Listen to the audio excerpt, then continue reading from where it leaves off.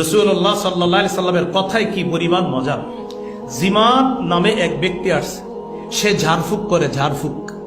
তো জিমাদ মক্কায় আসার পর কাফেররা চিন্তা করলো, এই ব্যক্তি ঝাড়ফুঁক করে, দেখি মোহাম্মদকে ঝাড়ফুঁক করায় তার মাথাটা ঠিক করা যায় কিনা, নাউজুবিল্লাহ। তো জিমাদ যেতে আসলো, আসার পর তারা বলল, শোনেন, এই মক্কায় কিন্তু একটা লোক আছে, তার নাম মুহাম্মদ। সামিআ মিন সুফাহাই আহলি মক্কা, মক্কার নির্বুদ্ধের কাছ থেকে জিমাদ শুনলো, ইন্না মুহাম্মাদান মাজনুন, মুহাম্মদ পাগল, নাউজুবিল্লাহ। মনে রাখতে হবে লোকটার নাম কি, জিমাদ। তো আসছে, আসার পর তখন তারা এই কথা বলে দিল, জিমাদ তুমি তো ঝাড়ফুঁক করো, এই মোহাম্মদ নামে নাউজুবিল্লাহ একজন পাগল আছে, নাউজুবিল্লাহ, তাকে দেখলে ঝাড়ফুঁক করবা, নাউজুবিল্লাহ। তো জিমাদ বলল, টেনশন করো না, দেখি আমার ঝাড়ফুঁকে ভালো হয়ে যায়, টেনশন নাই। একদিন লাকিয়াহু মুহাম্মদ সাল্লাল্লাহু আলাইহি সাল্লাম, নবীজির সাথে সাক্ষাৎ হয়ে গেছে। সাক্ষাৎ হওয়ার পর নবীজিরে বলতেছে, তোমার বিষয়টা আমি জানি, তোমার যে সমস্যা আছে জানি, টেনশন করো না। আমি যদি ঝাড়ফুঁক করি, আমি আশাবাদী আল্লাহ আমার ঝাড়ফুঁকে কাজ করবে। আবার এটাও কয় আল্লাহ ঝাড়ফুঁকে কাজ করবে, তুমি টেনশন করো না। তো নবীজি কিছু বলতে চাইতেছে, জিমাদ শুনতে চাইতেছে, ঠিক আছে বলো। নবীজি তখন বলা শুরু করলেন, ইন্নাল হামদালিল্লাহ সুবহানাল্লাহ নাহমাদুহু ওয়া নাস্তাঈনুহু ওয়া নাস্তাগফিরুহু। এতটুকু বইলা নবীজি বললেন, ওয়া আশহাদু আল্লা ইলাহা ইল্লাল্লাহ ওয়া আশহাদু আন্না মুহাম্মাদার রাসূলুল্লাহ। কোন riwayate কম বেশি আছে। নবীজি বললেন, সমস্ত প্রশংসা আল্লাহর, আমরা তার প্রশংসা করি, তার কাছে সাহায্য প্রার্থনা করি, আমরা তার প্রশংসা করি। আমি সাক্ষ্য দিচ্ছি আল্লাহ ছাড়া কোনো ইলাহ নাই, মুহাম্মদ সাল্লাল্লাহু আলাইহি ওয়াসাল্লাম আল্লাহ রাসূল। জিমাদ ঝাড়ফুঁক করতে আসছে, জিমাদ ঝাড়ফুঁক করতে আসছে। এই কথা বলার পর জিমাদ কয়, থামো থামো থামো থামো। নবীজি বলতেছে, তুমি এক কাজ করো, যে কথাগুলা তুমি বললা, আইদ আলাইয়া কালিমাতিকা হাউলা, এগুলো আবার বলো।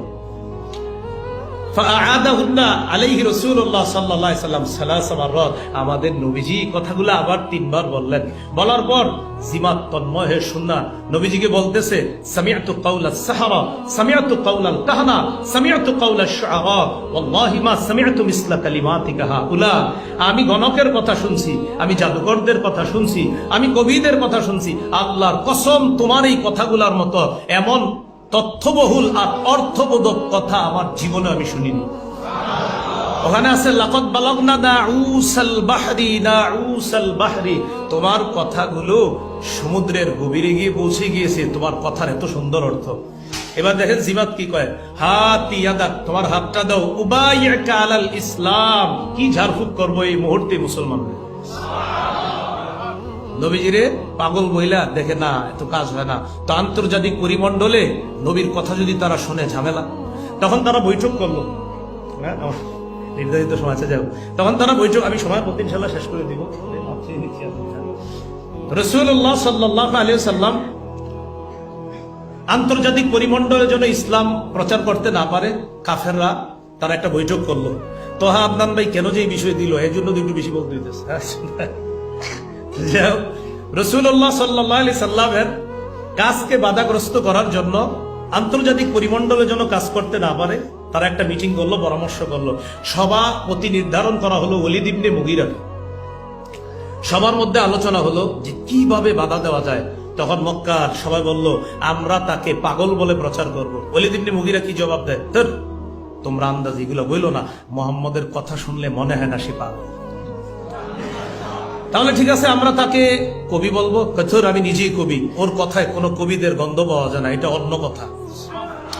তাহলে গণক বলবো, আমি পৃথিবী সফর করছি, গণকদের সাথে ওঠা বসা আছে আমার, মুহাম্মদের কথায় গণকের কোনো গন্ধ পাওয়া যায় না। তাহলে জাদুঘর বলি, আরে তোর জাদুঘরদেরকে আমি কত দেখছি, তার কথায় জাদুঘরেরও কোনো গন্ধ পাওয়া যায় না। তখন সবাই বলে, আমরা কি করতে পারি আপনি বলেন। কি যে বলি, এই তখন ওলীদ ইবনে মুগীরা বলেছিল, ইন্না লিকাউলিহি লাহলাওয়া। মুহাম্মদ সাল্লাল্লাহু আলাইহি সাল্লামের কথার মধ্যে আলাদা একটা মিষ্টতা আছে, আলাদা একটা সৌন্দর্যতা আছে, তার কথা যে শুনবে তারই মজা লাগবে। তো যাই হোক, আমি মুরব্বী মানুষ, তোমাদেরকে একটা পরামর্শ দেই, যা কিছু বলো আর না বলো, এগুলা বইলা টইলা লাভ নাই। খালি এটা বইলো সে জাদুকর, এটাই খালি বইলো, আর কিছু দরকার নাই, খালি বলবা জাদুকর। এইভাবে আন্তর্জাতিক পরিমণ্ডলে নবী যেন ইসলাম প্রচার করতে না পারে বাধা দেওয়া হয়েছে। পরের ইতিহাস সবার জানা, যারা আসছে, আসার পর সবাই বলে একজন জাদুঘর আছে, যায় না। সবাইকে তাহলে তো যাইতে হয়, দেখতে হয়। হ্যাঁ, আন্নাসু হারিসুন ফিমা মুনিআ, মানুষকে যে বিষয় নিষেধ করা হয় এটাতে মানুষ আগ্রহী হয়ে ওঠে। তখন যারাই যায় নবীর তেলাওয়াত শুনে, কোরআন শুনে সবাই মুগ্ধ হয়ে যায়। কোরআন আলাদা এক আকর্ষণ, যারা শুনে মুগ্ধ হয়, দলে দলে মুসলমানদের সংখ্যাও বাড়তে থাকে। 5 গেল। 6 নম্বর, লোভ প্রলোভনের মাধ্যমে। যে মোহাম্মদের কাজ তো বাধা দেওয়া যাচ্ছে না, লোভ প্রলোভনের মাধ্যমে দেখি বাধা দেওয়া যায় কিনা। কি করা যায়? কয়েকজনকে মোহাম্মদের কাছে পাঠাই। কাকে পাঠানো যায়? নামটা মনে রাখবেন, উতবা ইবনে রবিআ। উতবা, আগেরটা কিন্তু উকবা কফ দিয়ে, আর এটা হলো তা দিয়ে, উতবা ইবনে রবিআ। আগেরটা কফ দিয়ে উকবা ইবনে আবি মুআইদ, ওই যে জালেম।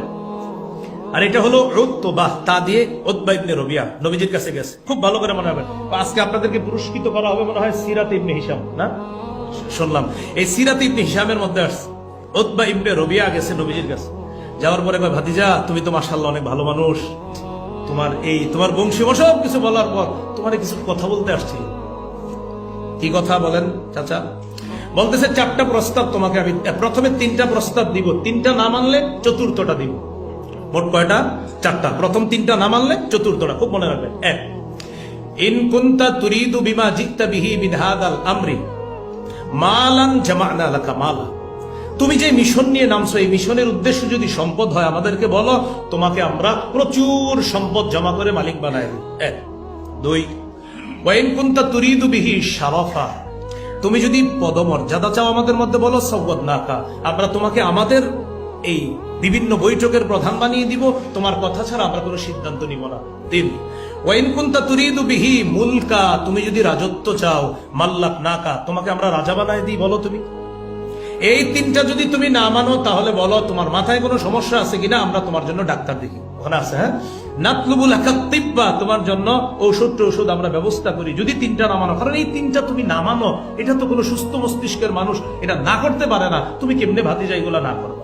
তাহলে 4 নম্বর হলো, ওগুলা না মানলে তোমার চিকিৎসার ব্যবস্থা করি।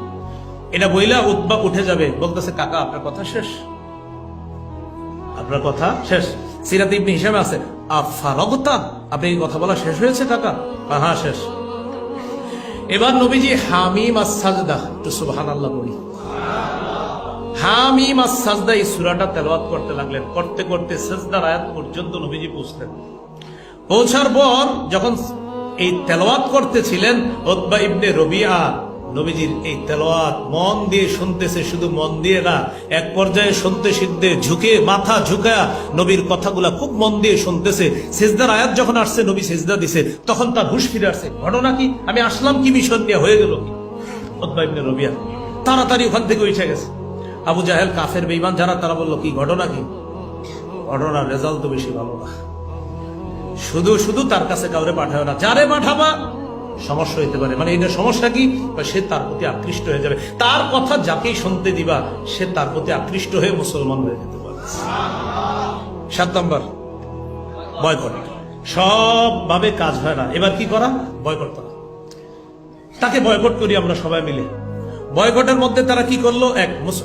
বয়কট গুলা কিভাবে মনে রাখেন। 1, মুসলমানদের সাথে কেনা বেচা করবো না আমরা। 2, তাদের সাথে বিয়ে শাদী করবো, কোনো হবে না। 3, তাদের সাথে আমরা কোন ধরনের মুআমালাত, মুআশারাত, মানে কোন ধরনেরই কোনো লেনদেন করব না, ব্যবসা বাণিজ্য করব না। 2, বিয়ে শাদী ইত্যাদি করব না। 3, সামাজিকভাবে এমন ভাবে বয়কট করব যে কোনো ধরনের লেনদেন তাদের সাথে থাকবে না। 4, মুহাম্মদকে আমাদের কাছে যতদিন সঁপে না দিবে ততদিন পর্যন্ত এই বয়কট বলবৎ থাকবে। এই 4টা কথা তারা বলে বয়কটের প্রস্তাব করলো এবং বয়কট হয়ে গেল। শুধু তাই না, মুসলমান সহ নবীর চাচা আবু তালেব কাফের হওয়া সত্ত্বেও ভাতিজাকে একা ছেড়ে দেয়নি। আবু তালেব সহ শিয়াবে আবি তালেবের মধ্যে প্রায় 3 বছর কঠিন এক জীবনের মধ্যে অতিবাহিত করেছেন। সাদ ইবনে আবি ওয়াক্কাস রাদিয়াল্লাহু তাআলা আনহু বলেন, এমন হয়েছে যে আমি একদিন রাতের বেলা গাছের পাতা পেরে ওইটাকে আমি সুন্দরভাবে ধুয়ে আগুনে পাক করে এরপর এটা খাইছি। এরকম অবস্থা হয়েছে আপনার ওই বয়কটের অবস্থাটা। এগুলো 7। 8 নম্বর, তায়েফের নির্যাতন। নবীজি দেখলেন এদের মাঝে কাজ হয় না, তখন যে অনেক দাওয়াত দিলাম কিন্তু তারা তো আমাকে খালি মারে, নির্যাতন করে। নবীজি তখন গেলেন তায়েফে। সহিহ বুখারী একটা হাদিস নোট করে রাখতে পারেন, 3231 নম্বর হাদিস, 3231। এই হাদিসের মধ্যে আসছে, আম্মাজান আয়েশা সিদ্দিকা রাদিয়াল্লাহু তাআলা আনহা নবীজিকে বলেছিলেন, হাল আতা আলাইকা ইয়াউমুন, নবী আপনার জীবনে কি এমন কোন দিন আসছে কানা আশাদ্দা মিন ইয়াউমি উহুদ, উহুদের চেয়ে কঠিন ছিল? নবীজি বললেন, আয়েশা লাকাদ লাকিতু মা লাকিতু মিন কওমিক, ওদের যুদ্ধে তোমার সম্প্রদায়ের থেকে যেটা পাওয়ার সেটা তো পেয়েছিলাম, তবে এর চেয়ে আরো কঠিন দিন ছিল কখন জানো? ঈদ